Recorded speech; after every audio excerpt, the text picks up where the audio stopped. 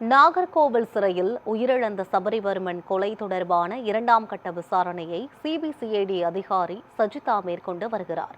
இது தொடர்பான கூடுதல் விவரங்களோடு செய்தியாளர் சதீஷ் ராஜா நம்முடன் இணைப்பில் இருக்கிறார். அவருடன் பேசலாம்.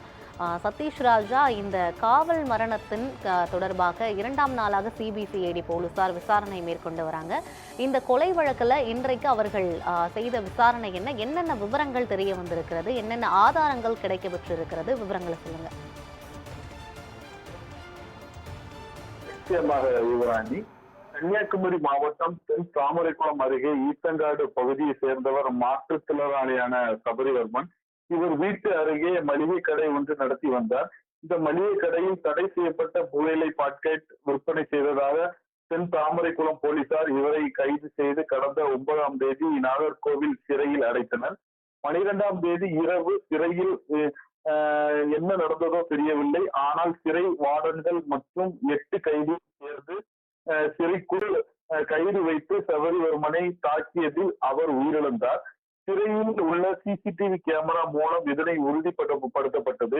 இந்த சம்பந்தமாக சிறை வார்டன் 3 பேர், 8 கைதிகள் உட்பட 11 பேர் கைது செய்யப்பட்டனர். இந்த வழக்கு சிபிசிஐடிக்கு மாற்ற வேண்டும் என பல தரப்பு மற்றும் கோரிக்கை வந்த நிலையில் அதன் காரணமாக இந்த வழக்கை சிபிசிஐடிக்கு மாற்றம் செய்தனர். விசாரணை அதிகாரியாக நெல்லை CBCID DSP Rajkumar Navaraj நியமிக்கப்பட்டிருந்தார்.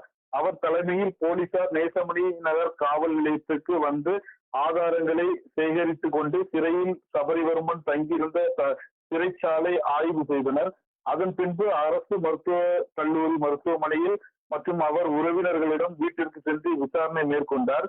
CBCID போலீசார் சிறையில் 25 கைதிகளிடம் வாக்குமூலம் பெற்றுள்ளனர். குடும்பத்தினரிடம் விசாரணை செய்து முதற்கட்ட விசாரணை நிறைவு செய்துள்ளனர்.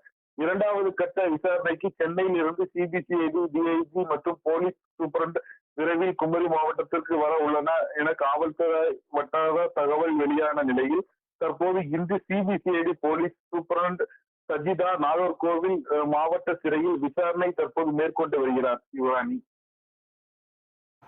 விவரங்களுக்கு நன்றி சதீஷ் ராஜா.